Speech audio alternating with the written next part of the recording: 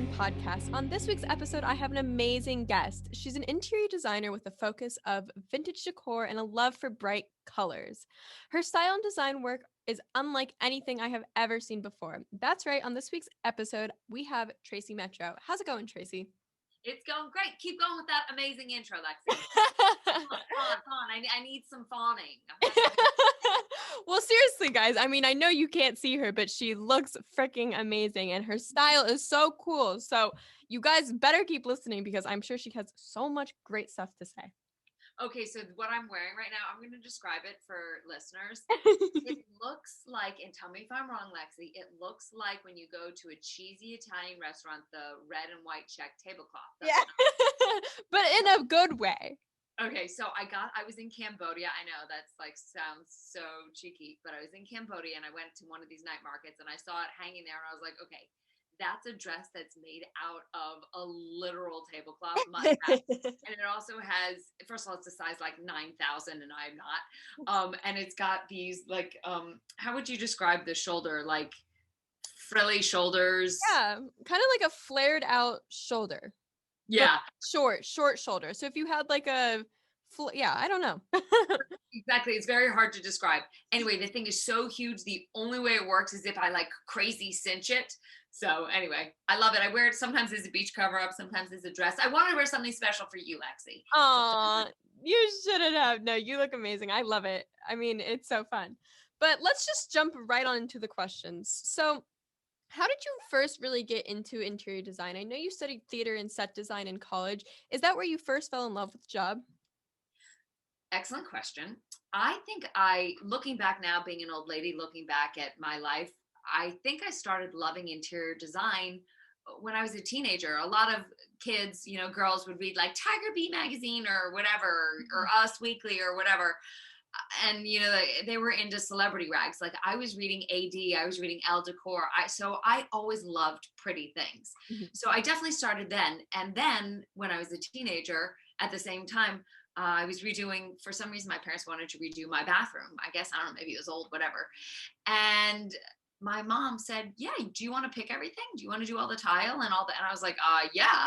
So I picked everything. I worked with the guy who laid the tile. So I learned how to lay tile. I mean, I didn't know how to do it, but the concept of creating length in a space. And so that's where it started. And I guess it just kind of, life is circuitous if you're lucky. It doesn't follow linear path. Everybody wants it to be linear and it's A to B to C to D. But most of the time it's A to J to K to right. I'm not good at that clearly. Definitely. And I just love how, it was that one thing, redecorating the bathroom that really like you fell in love. And that's so kind of like random, and so it's crazy, like you were saying, how that kind of just happens. And so when I went to school to study, went to NYU, when I was in the Tisch school, I was studying acting and I was a horrible actor. But I was like, I still knew that I wanted to be like in that space. Mm-hmm. So I said, well, let me go to the design track. And I started designing sets. And I was doing that whole thing. And I was like, you know what? I don't really want to be a set designer. So I wound up going back to the acting and I just graduated with a BFA in acting, which is an amazing degree to get. It gets you nowhere. But obviously I'm a little lively. So I started hosting TV shows, and then kind of the love of being in front of the camera, hosting TV shows, and my love of interior design kind of blended. And that's how I wound up designing on TV shows and of course in life. Wow, that is amazing. So how did you end up moving from New York to Los Angeles? Love, baby. So I went to NYU, as I said, and I lived in New York after for a while, trying to figure out what I was going to do. And back in the day, there really weren't hosting jobs per se. So I was pursuing acting kind of begrudgingly, just because like that's what I knew. And my husband, who I grew up with, was living out here in Los Angeles, and we had reconnected and we started dating. And then I was like, I'm moving to LA. And of course I knew a million people because everybody that I went to school with right after graduation, they made the exodus west and I stayed in New York. So turns out my husband, Marty, wound up leaving LA right as I came. he moved up to San Francisco. So Uh, we were doing an East Coast, West Coast thing, and then a San Francisco to LA thing for a while. wow. That is so sweet though. I'm currently doing an East Coast to West Coast thing. So Aw, that's very I mean I love him, but it's so far away. tell you something. So, I mean, you obviously are living in a slightly different generation than I did. We were just telephones. Mhm. You via, Zoom or FaceTime or whatever, or Skype, whatever, you can see the other person. I mean, it makes it so easy. And here's how I know how easy that is. I wound up getting a TV show called House Doctor, in which I'm the house doctor, and I moved to London to shoot the show. And I was gone for 6 months. And Marty, wasn't able to come at all because we were in the middle of renovating property, and so he needed to stay here. And also, he runs a company. But anyway, it wound up not being hard at all because every morning while I was getting ready for my shoot at 6 a.m., I'm putting my makeup on, and I would open up my laptop, and we were able to see each other. We weren't able to touch each other, but we were still able to see each other. So you kind of got that kind of connection. So it wasn't that hard. So I don't feel that bad for you, Lexi. Suck it. No, it's definitely easier in my generation. We have like Snapchat where I can see a picture of his face every day or FaceTime. So it's definitely easier. So creds to you to be able being able to do it before, being on FaceTime and seeing his face every day. But so We wrote love letters to each other. See, you guys were aw, emails, but yeah, we wrote love letters like super old fashioned. It was kind of cute. that's so cute. Yeah. Oh, that's like stuff in a movie. When we got married, actually, we didn't have a prototypical wedding, but we'd known each other since we were children, and each of us just randomly had saved all of our little love letters back and forth. We dated on and off through our teenage years, and we each had saved our love letters back and forth to each other. So we wrote a little script, and our friends read the love letters back and forth. So it was sweet. Oh my gosh, that is the sweetest thing. That's literally like straight out of a movie or a romantic book. Like that is so sweet. Um, Kinda.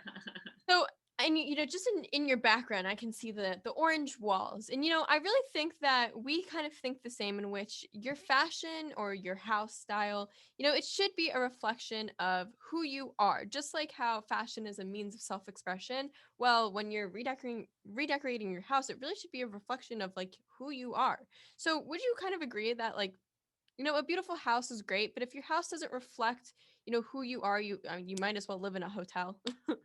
I could not have said it better. I mean, honestly, I could not have said it. I always say my job is to help you have your home be a reflection of you, not me and making it look pretty. I mean, my goal is to make it look pretty and be a reflection of you. And yes, clothing is such a at least for me, maybe not everybody, but definitely you and me here. It's very much a self-reflection, how I feel about myself that day, how I want to feel, how I want to make other people feel, all of that.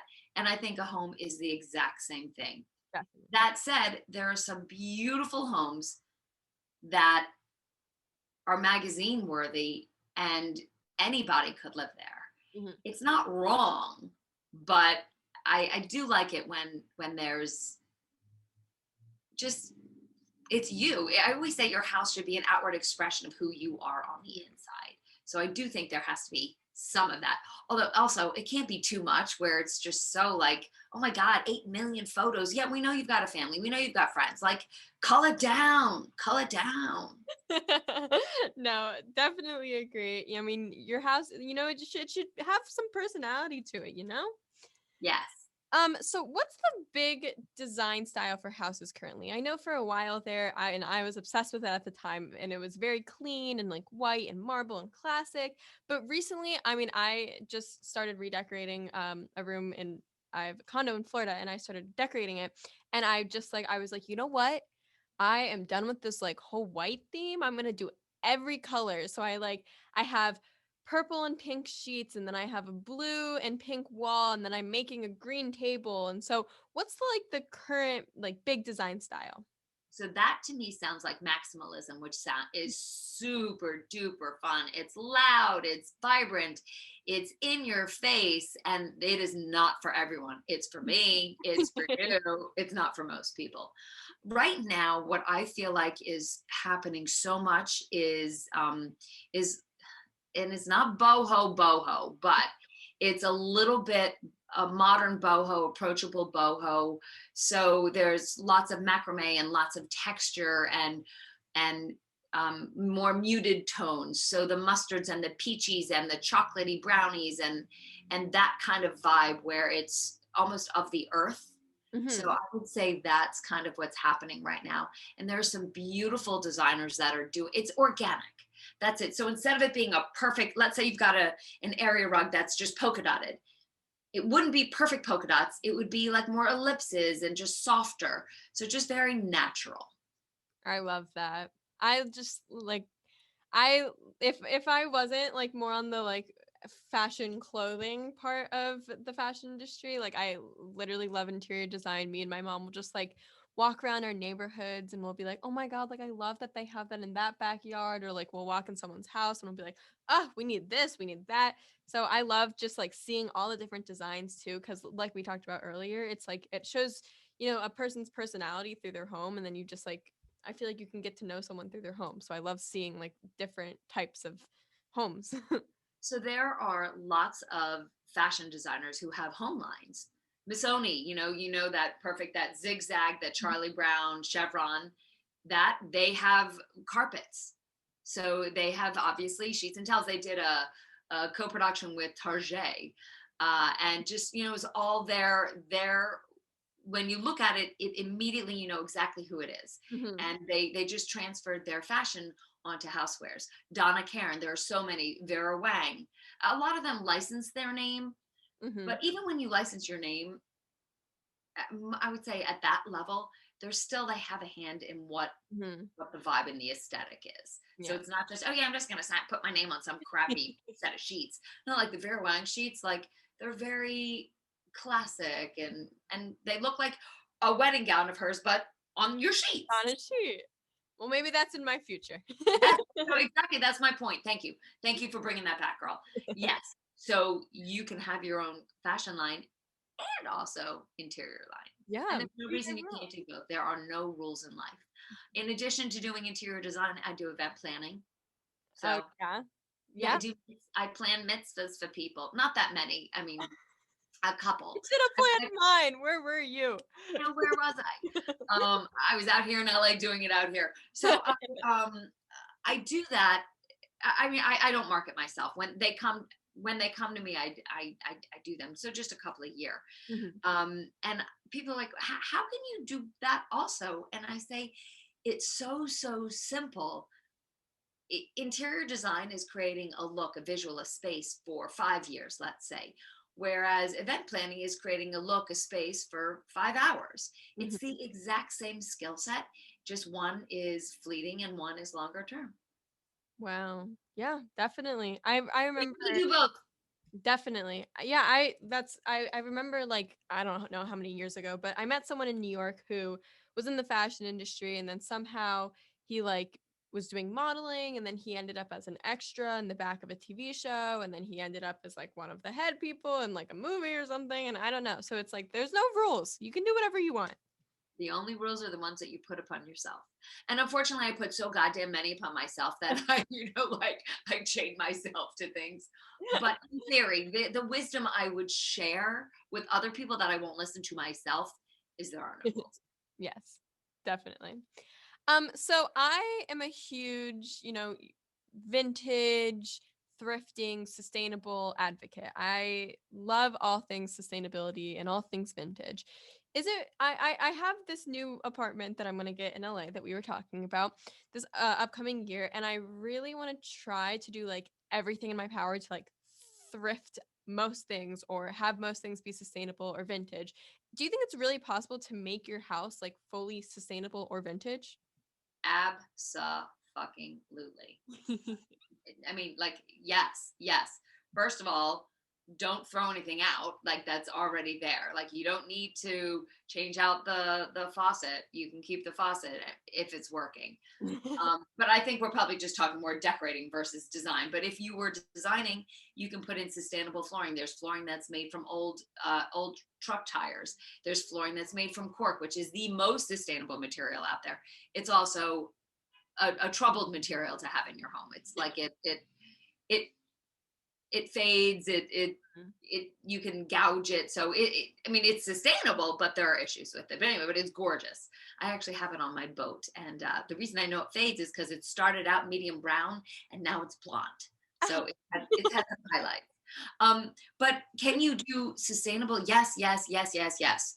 Just what you're doing, upcycling, finding stuff at thrift stores, on the street. I have so many things in my home that I found while I was out for a walk. I was like, well, that's a cool chair. Let me just take that. So you're rescuing it from the tip, as they say in England, which is the dump here in America. The tip sounds so much nicer.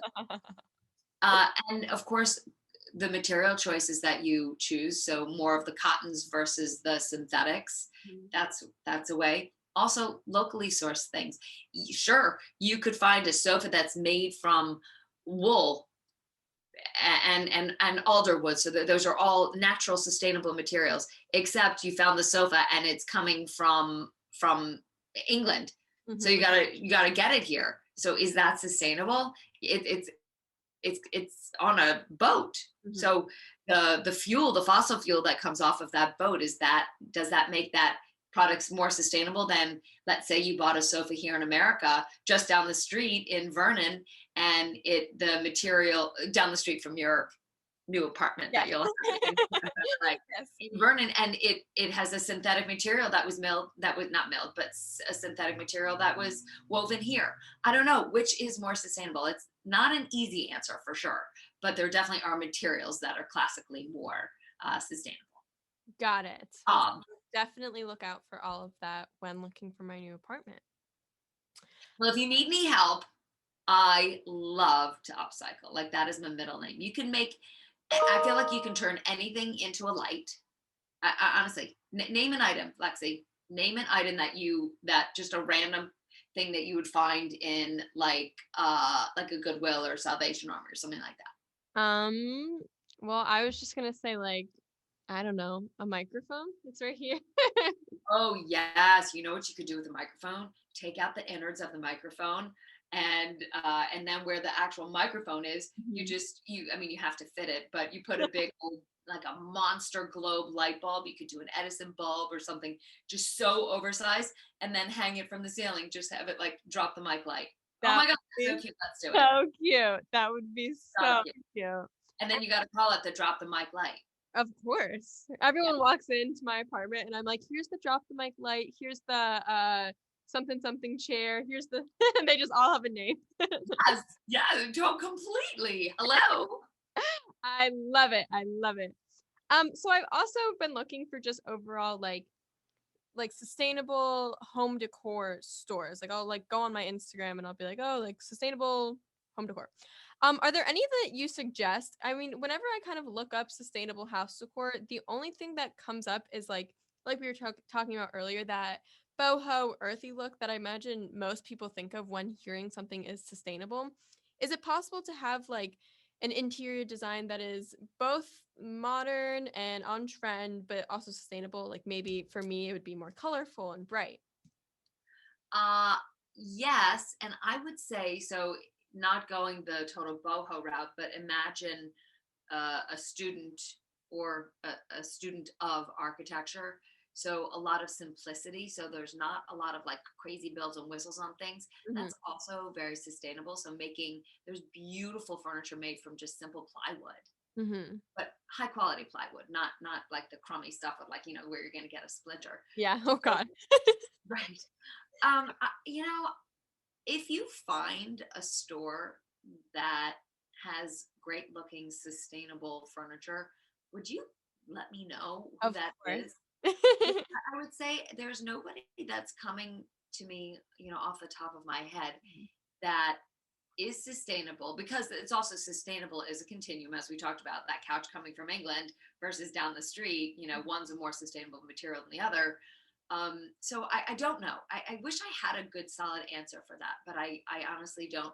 But maybe it's focused on artisans. So maybe artisans tend to make more sustainably sourced or more sustainable products because it's typically closer to home, typically sourced. You're not having a huge shipping container of product coming over. You're not pilfering the earth in general. So maybe there's something to that. I don't know. Get back to me when you find the I answer. I am on the lookout, so I will definitely get back to you with an answer. Can you tell me maybe about what your favorite home that you've ever decorated was? I think this one was one of my pet projects. Actually, I have two, and they're both my own projects. So, I mean, I love my clients, but most of my clients are not crazy ballsy. They're most people that like want to live in a nice, normal, lovely home. So the first one that I did is I have a boat. It's called so my name is Tracy Metro, and my boat is called the Retro Metro. Oh my gosh. It's a vintage houseboat from 1975, and it is definitely my most favorite project I've ever done because it's balls to the wall. I've got orange countertops, Oh my stone gosh. countertops, and all of the furniture, every single thing in it is quote sustainable. The flooring, we just talked about real quickly, the flooring is cork, so it's faded. But every piece of furniture, every dish, everything else in the boat has been sourced from either a street find or a vintage store or a thrift store or something like that. So even the sofas were from a bank from like the 80s. Or no, sorry, a bank from the 70s. And I repainted them and then I reupholstered them. And so all of that stuff was which that's the stuff that makes a place reflect who you are, is like all those finishes. So that's definitely my most favorite place. If anybody wants to check it out, just Google HGTV and Retro Metro, and it'll pop up. There's been lots and lots of media around the boat, so that's been super duper fun. Been in some books, magazines. It's really great. So that's my very first favorite project. My second one is my husband and I bought a property that we thought we were going to move into, but I wound up moving to England for a minute.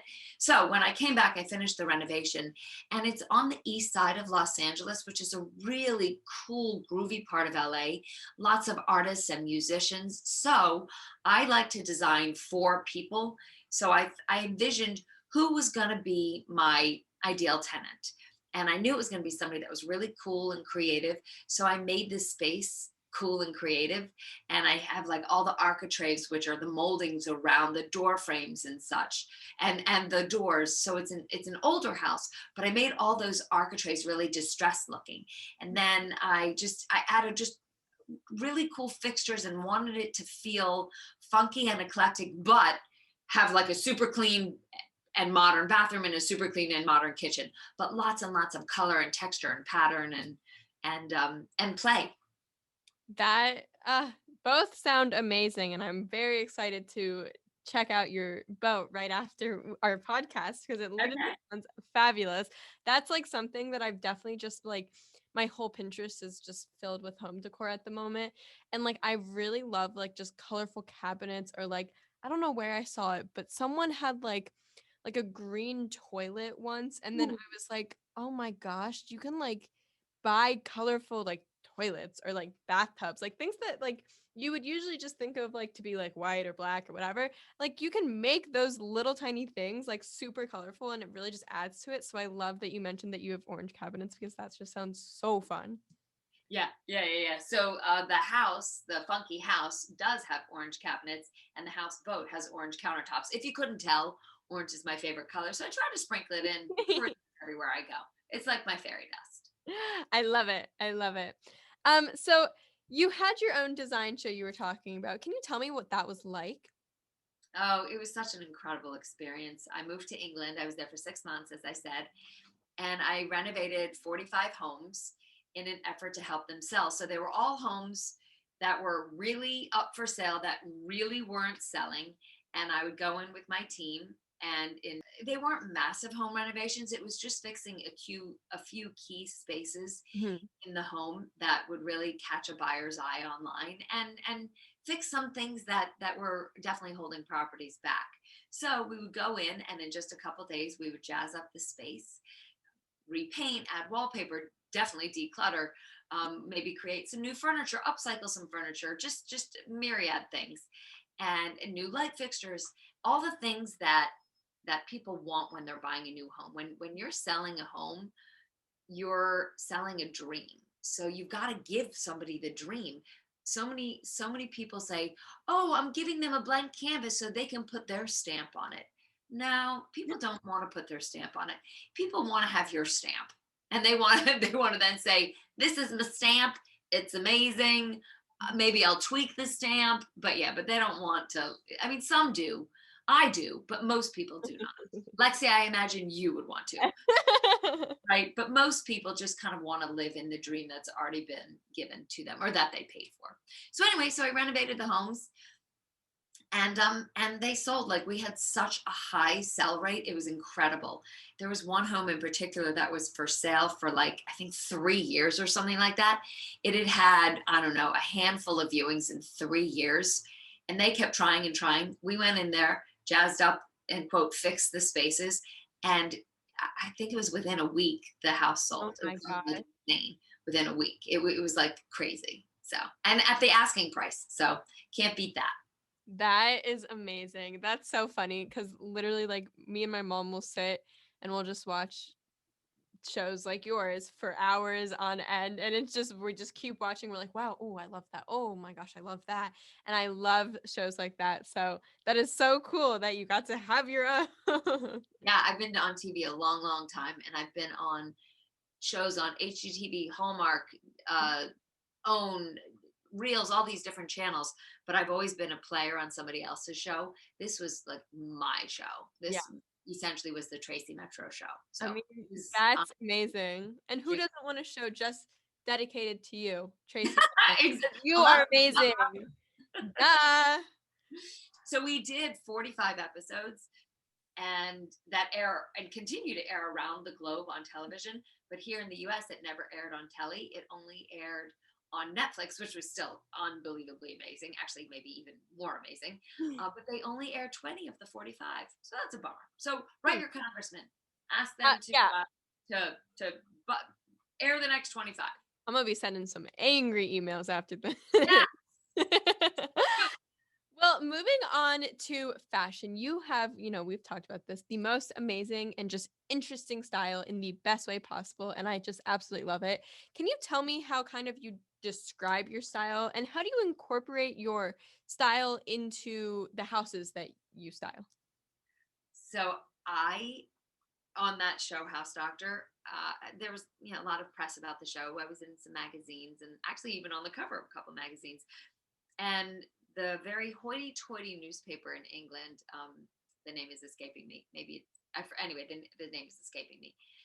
They wailed on me and my style. They said I wear more bows than should be legal for a person to wear. And it's so funny because I don't even like bows. But then when I watched this series, I was like, oh shit, man, there's a bow on that belt. Oh, there's a bow on that necklace. Oh, there's a bow on that belt. Right. But listen, my style isn't for everybody. I wish I had words to describe my style. I don't. I just literally, it's an outward expression of who I am on the inside. I dress for me. I literally don't dress for anybody else. I don't give a shit if you like what I look like. I don't. I mean, I'm sometimes the weirder the whole combination is, the happier it makes me. The other night I came down and had a crazy weird combination on. And I walked into the kitchen. We had friends over, and my husband, and I knew that I was going to get some like commentary on my outfit. So I walked downstairs and like didn't look anybody in the eye, just kind of like did my own thing. And my husband turns to me, he's like, "Oh my God, that is the best outfit." And he knows me. I guess a little bit of wisdom would be, be with somebody who gets every weird thing about you. That's the person that you want to be with, that like embraces, is like, yes, piles on, add more, add more. So I was like, this is a totally wacky doodle weird outfit. And then we went out to a restaurant and I got stopped like 4 times by people that were like, that look is everything. So Yeah. Oh my gosh. Yeah. And I love what I you feel said. like I just totally did like I'm so amazing. So everybody, please don't hate me for like thinking my outfit was. No, oh my gosh.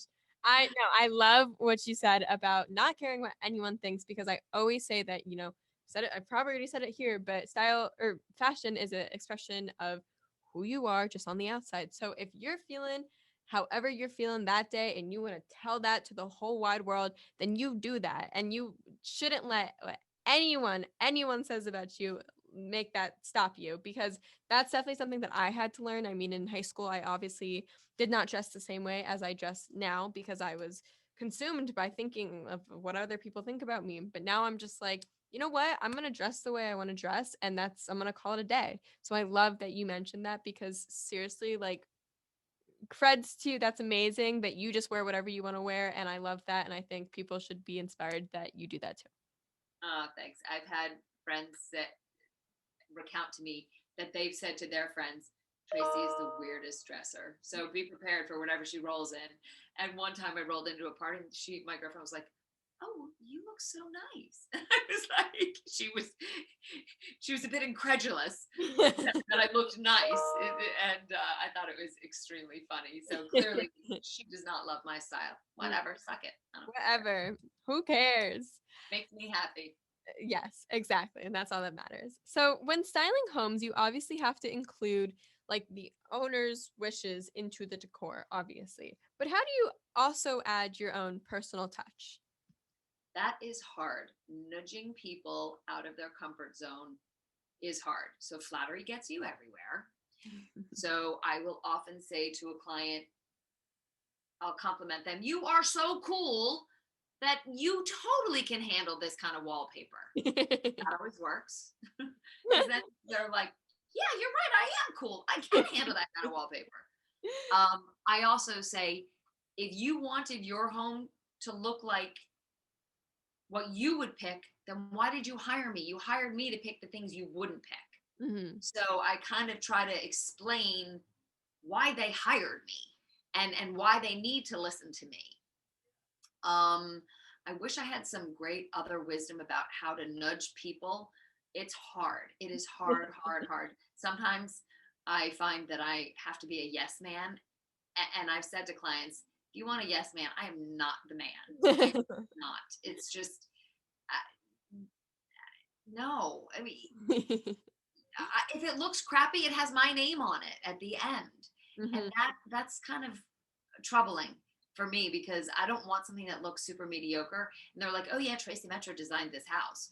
And it's super mediocre because so then everybody that rolls in is like, yeah, not interested in working with Tracy Metro. Whereas the house looks totally incredible. Yeah, Tracy Metro designed it. Yeah. Let's have Tracy Metro design my house. So Definitely. it's my call. Each one is my calling card, you know?